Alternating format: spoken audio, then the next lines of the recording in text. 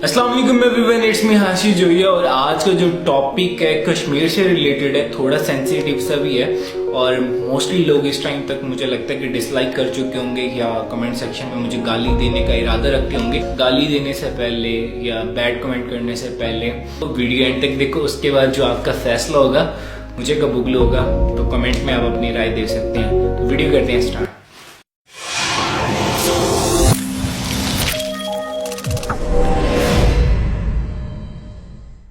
अच्छा जी, कश्मीर बनेगा पाकिस्तान, जो कि एक नारा आजकल काफी ज्यादा ट्रेंड में है। लेकिन मेरा आपसे सवाल ये है कि यार कश्मीर कैसे पाकिस्तान बनेगा? इस सवाल का जवाब आप नीचे कमेंट बॉक्स में भी दे सकते हैं। फिलहाल दो तरीके हैं कश्मीर बनेगा पाकिस्तान। पहला तरीका तो ये है कि हम सीधी जाके जंग कर ले, बट रिमेंबर दैट वन कि यार वो भी न्यूक्लियर पावर है, हम भी न्यूक्लियर पावर है। अगर हम कुछ हरकत करेंगे तो ऑब्वियसली बात है यार, उन्होंने भी अपना एटम बम वैसे ही रखा हुआ, उन्होंने भी चला देना। अगर वो कोई हरकत करेंगे तो ऑब्वियसली बात है हमने चला देना है। तो फिर कश्मीर को छोड़ो, ना इंडिया बचेगा ना पाकिस्तान बचेगा, और इर्द गिर्द के जो दो चार मुल्क हैं वो भी तबाह होंगे। तो पहला ऑप्शन तो बिल्कुल ही कट ऑफ है।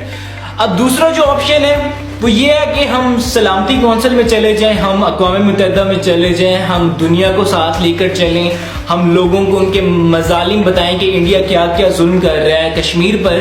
तो ये तरीका कुछ हद तक बेहतर है, लेकिन किसी हद तक ये तरीका कामयाब भी नहीं है, क्योंकि पिछले 72 साल से हम ये कर रहे हैं। तो क्योंकि हमारे साथ दुनिया जो है वो स्टैंड नहीं करती। वैसे कह देते हैं हाँ जी ठीक है इंडिया जुल्म कर रहा है, लेकिन हमारे साथ वो स्टैंड नहीं लेती। इवन के पाकिस्तान के अंदर दो मुल्क बहुत ज्यादा उनकी लॉबी है, बहुत ज्यादा वो सरगर्म है, एक ईरान और दूसरा सऊदी अरब। अमेरिका को अभी मैं साइड पे रखता हूँ, पहले ईरान और मैं सऊदी अरब की बात करता हूँ। बेसिकली हमारे इस्लामिक मुल्क हैं दो बड़े।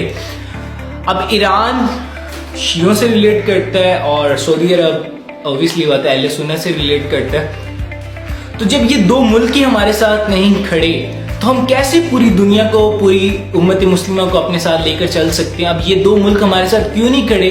क्योंकि सऊदी अरब ने और इंडिया ने आपस की जो इनकी इन्वेस्टमेंट है वो इट्स अबाउट $25 बिलियन है। और रिसेंटली 2019 के अंदर ईरान में इंडिया ने $500 मिलियन की ये इन्वेस्टमेंट की है। अगर मैं गलत नहीं हूं तो आप इस चीज़ को गूगल कर सकते हैं, और मैं बड़ी जिम्मेदारी से ये बात आपको बता रहा हूँ। तो एक बात मुझे बताएं कि दुनिया का सारा बेनिफिट है इंडिया के साथ, उन्होंने इंडिया के साथ ट्रेड करनी है, ऑब्वियसली बात है 1.5 अरब की उनकी आबादी है। तो वो कैसे इंडिया को नाराज करके आपके साथ खड़े हो सकते हैं? आपके पास है कि आपकी इकोनॉमी बिल्कुल सत्यानाश है, आप भूखे हो, ठीक है, आपको लोगों से मांगना पड़ता है, आप IMF के पास हाथ लेके जाते हो, झोली खिलाते हो, फिर आपको कुछ मिलता है। और कैसे, मतलब अब मुझे आप इस सवाल के जवाब दे दें कि दुनिया इंडिया को नाराज करके, जहाँ उनके बेनिफिट्स हैं, जहाँ उनकी ट्रेड अच्छी हो रही है, जिनके साथ उनके ताल्लुकात बहुत अच्छे हैं, उनको नाराज करके आपके साथ कैसे स्टैंड लेंगे?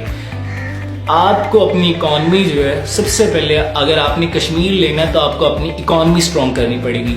आपको बाकी कंट्रीज के साथ आपका जो रिलेशन है उसको स्ट्रॉन्ग करना पड़ेगा। आपकी खर्जा पॉलिसी जो है उसमें और ज़्यादा तब्दीलियाँ करनी होंगी और उसको एक स्ट्रॉन्ग पॉलिसी बनानी होगी, अपनी खर्जा पॉलिसी। उसके बाद हम सोच सकते हैं, जब हमारी इकॉनमी स्ट्रॉन्ग होगी, हमारी खर्जा पॉलिसी अच्छी होगी, तो उसके बाद हम इर्द गिर्द के जो ममालिक है उनको इकट्ठा कर सकते हैं और फिर एक भरम से बोल सकते हैं कि जी कश्मीर पर इंडिया जुल्म कर रहा है, अब आप इस पर बोलें।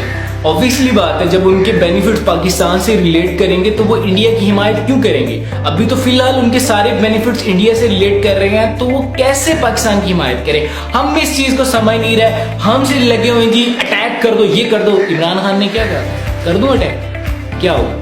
हम अटैक करेंगे, उन्होंने एटम बम चला देना, हमने इधर से चला देना, दोनों मुल्क खत्म, कश्मीर फिर लेते रहना। तो ऐसा पॉसिबल नहीं है। सबसे पहले आप इस चीज को काइंडली समझ लें, इकॉनमी को स्ट्रॉन्ग करें, आपकी खर्चा पॉलिसी को स्ट्रॉन्ग करें। आपका मुल्क थोड़ा सा सीधा जाने लगता है, फिर कोई नवाज शरीफ जैसा चोर आ जाता है, इधर से सीधा जाने लगता है, फिर कोई इमरान खान जैसा बंदा आ जाता है। तो भाई पहले आपको अपनी इकॉनमी, अपनी खर्चा पॉलिसी, आपको अपने जो इदारे हैं उनको मजबूत करना पड़ेगा, ताकि आप लोग साथ चलें और उसके बाद फिर हम कश्मीर ले सकते हैं। लेकिन अभी फिलहाल मुझे कोई सूरत हाल नज़र नहीं आ रही कि हम कश्मीर ले सकते हैं।